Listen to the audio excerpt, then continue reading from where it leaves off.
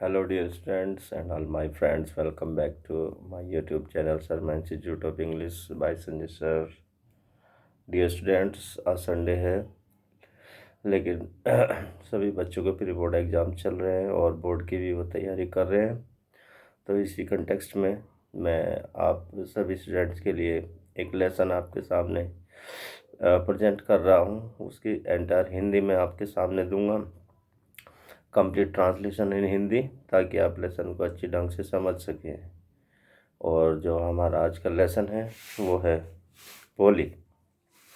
Typical Indian story है और इसमें एक दहेज प्रथा जैसी कुरीति का भी वर्णन किया गया है, जो कि बाद में चल के भोली के द्वारा बहुत ही अच्छे ढंग से सपोर्ट तो नहीं किया जाता, लेकिन वो दहेज लोगों की आंखों को खोल देती है।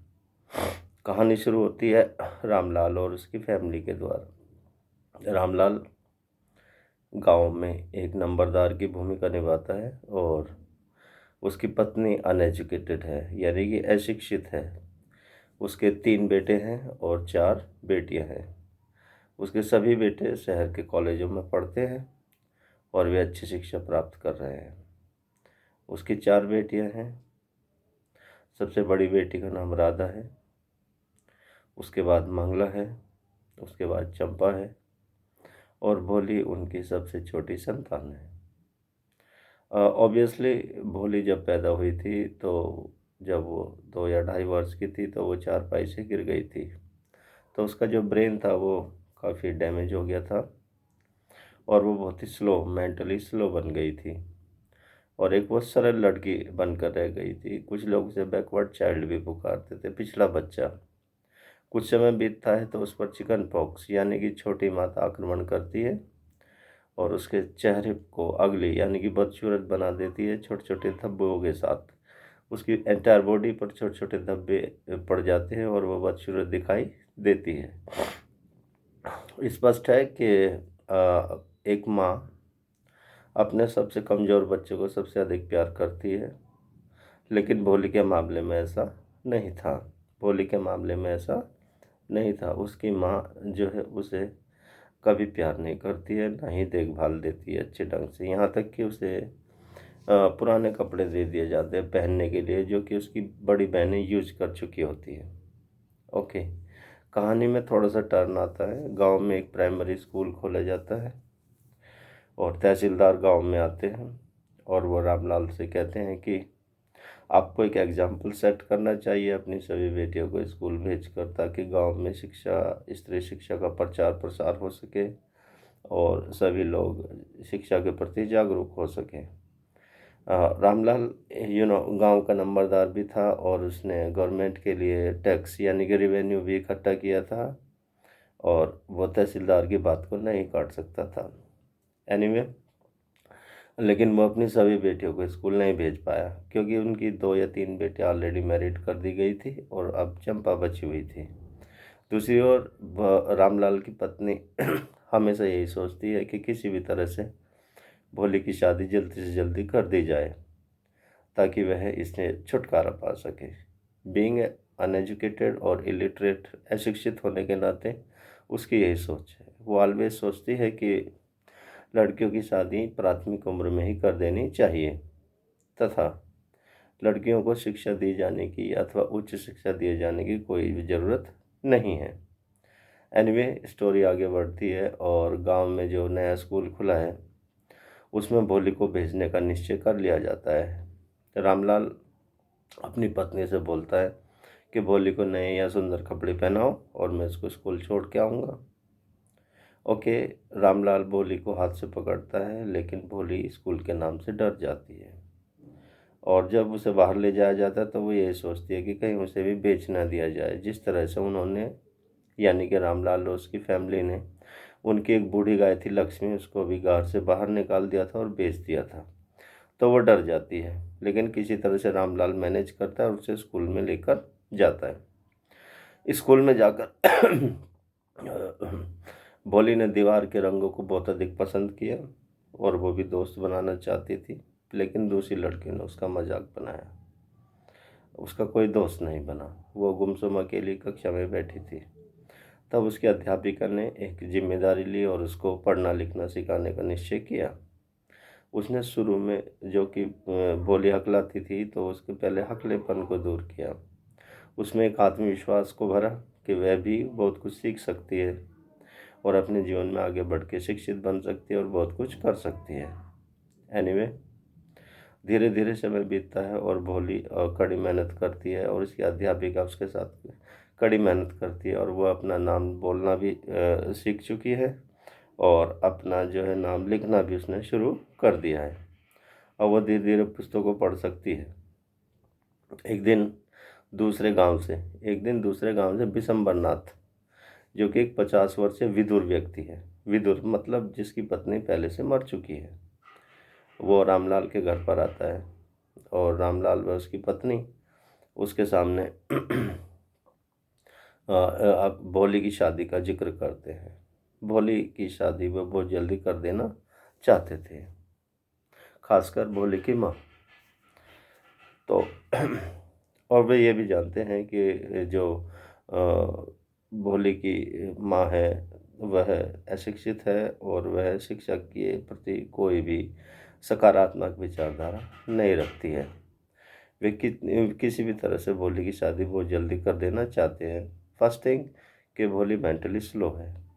दूसरा, वह पढ़ने लिखने में इतनी अधिक समर्थ नहीं है। तीसरा, उसके चेहरे पर चिकन पॉक्स के मार्क्स हैं जो उसके चेहरे को बदसूरत बना चुके हैं। चलो, कहानी आगे बढ़ती है तो वो जो विशंबरनाथ जी आए हुए हैं वो एग्री हो जाते हैं कि मैं भोली से शादी कर लूँगा। और उसके माता पिता भी खुश हैं क्योंकि विशंबरनाथ जो है एक अच्छे परिवार से ताल्लुक़ रखता है। उसके पास खुद की अपनी दुकान है और एक बड़ा घर है। और सबसे बड़ी बात, वह दूसरे गांव से है और वह भोली के चेचक चिन्ह के बारे में कुछ नहीं जानता है। उधर भोली धीरे धीरे शिक्षित हो रही है और वह अब चीज़ों को समझ सकती है। एनीवे, शादी पक्की हो जाती है और विशंबरनाथ बारात के साथ उनके घर पर आमंत्रित हो जाते हैं। और जैसे ही वो भोली को माला पहनाने वाले होते हैं तो वो भोली के चिकन पॉक्स यानी कि चेचक के निशान को देख लेते हैं और शादी करने से इनकार कर देते हैं।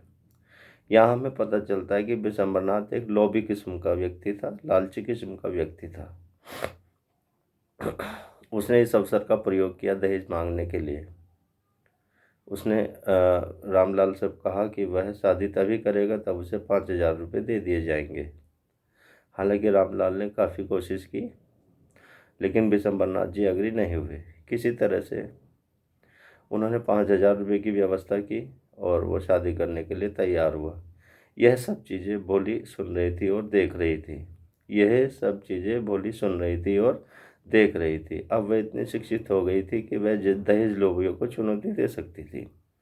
तो उसने तभी मंडप में से ही शादी करने से इनकार कर दिया और विशंबरनाथ को एक बूढ़ा, खुसट, लालची, स्वार्थी, कमीना इंसान पुकारा जो दूसरों की इज्जत नहीं जानता था। इस तरह से ने भोली की माँ की आंखों को भी खोल दिया और यही चीज़ भोली के जीवन में टर्निंग पॉइंट सिद्ध हुई और उसने दिखाया कि अगर हम शिक्षित हैं तो हम किसी भी चुनौती का सामना कर सकते हैं और असामाजिक कुरीतियाँ जो हमारे ऊपर लाद दी गई हैं हम उनको भी समाप्त कर सकते हैं। तो डियर स्टूडेंट्स, कुल मिलाकर ये कहानी थी भोली की, जिसने दहेज लोभियों को नीचा दिखाया और अपनी अध्यापिका का सर ऊंचा किया जिसने उसे शिक्षित किया था। अब इस कहानी में 2-3 सवाल बुलंद होते हैं जो आपको बहुत ज़रूरी हैं जानने के लिए। सबसे पहला सवाल कि आप भोली की टीचर के बारे में क्या जानते हैं, उसकी क्या भूमिका थी भोली को शिक्षित करने के लिए। तो सिंपली गाइज, ये भोली की अध्यापिका का ही कमाल था जिसने भोली को योग्य बना दिया दहेज लोभियों को चुनौती देने के लिए और एक नीच कार से उसने शादी नहीं की। दूसरा क्वेश्चन इसमें बुलंद होता है कि what do you know about the illiterate mother of भोली। भोली की अशिक्षित माँ के बारे में क्या जानते हैं। तो जैसा कि मैंने अपने लेसन में एक्सप्लेन किया है कि भोली की माँ अशिक्षित महिला थी और वो स्त्री शिक्षा के विरुद्ध थी, स्त्री आज़ादी के विरुद्ध थी और वह हमेशा यही चाहती थी कि स्त्रियों की शादी यानी कि लड़कियों की शादी प्राथमिक उम्र में कर देनी चाहिए। कुल मिलाकर वह एक आदर्श माँ नहीं थी। यदि हम तुलनात्मक अध्ययन करते हैं तो हम पाते हैं कि भोली की अध्यापिका एक सर्वश्रेष्ठ चरित्र है इस कहानी में, जो भोली को मॉडिफाई करती है डावरी सीकर्स को चैलेंज देने के लिए। एनीवे, तीसरा क्वेश्चन बुलंद होता है, what do you know about Ramlal? Ramlal के बारे में आप क्या जानते हैं? रामलाल के बारे में आप क्या जानते हैं? तो जैसे मैंने स्टोरी में एक्सप्लेन किया, रामलाल गांव का नंबरदार है और रेवेन्यू ऑफिसर भी है। वो एक अच्छे किसान घराने से संबंधित है और उनके पास पर्याप्त है खाने पीने के लिए, यहाँ तक कि वह अपने बेटों को कॉलेज में भी भेज चुका है शहर के, और उसने 3 बेटियों की शादी भी अच्छे ढंग से की है। क्योंकि भोली अपाहिज थी और मेंटली स्लो थी, तो वो भोली की शादी जल्दबाजी में था कर देने के लिए। एनीवे, चौथा क्वेश्चन इसमें सबसे इम्पोर्टेंट है, जो बुलंद होता है कि आखिर शादी यानी कि विशंबरनाथ और भोली की शादी ने स्थान क्यों नहीं लिया? जैसे कि कहानी सुनने के बाद आप सबको पता चल गया होगा कि विशंबरनाथ एक खड़ूस, बूढ़ा, लालची किस्म का इंसान था, और जब उसने भोली के चेचक चिन्ह देखे थे तो उसने शादी करने से इनकार कर दिया था और एक डिमांड रखी थी कि या तो 5,000 रुपये से चुकाए जाए, वरना वह शादी नहीं करेगा। तो इसी वजह से भोली, जो कि शिक्षित हो चुकी थी, उसने इस चीज़ का विरोध किया था और विशंबरनाथ से शादी करने से इनकार कर दिया था। तो डियर स्टूडेंट्स, मैं समझता हूँ कि आप सभी को ये लेसन बहुत अच्छी ढंग से समझ में आया होगा, और इसके 3-4 क्वेश्चंस हैं जो मैंने एक्सप्लेन किए हैं, और आप अच्छे ढंग से इस वीडियो को 2 बार 3 बार देखें जब तक आपके लेसन समझ में ना जाए। उन क्वेश्चंस को आप ट्रांसलेशन के माध्यम से इंग्लिश में बना सकते हैं, मेरी स्टोरी को सुनने और देखने के बाद, मेरी वीडियो को देखने और सुनने के बाद।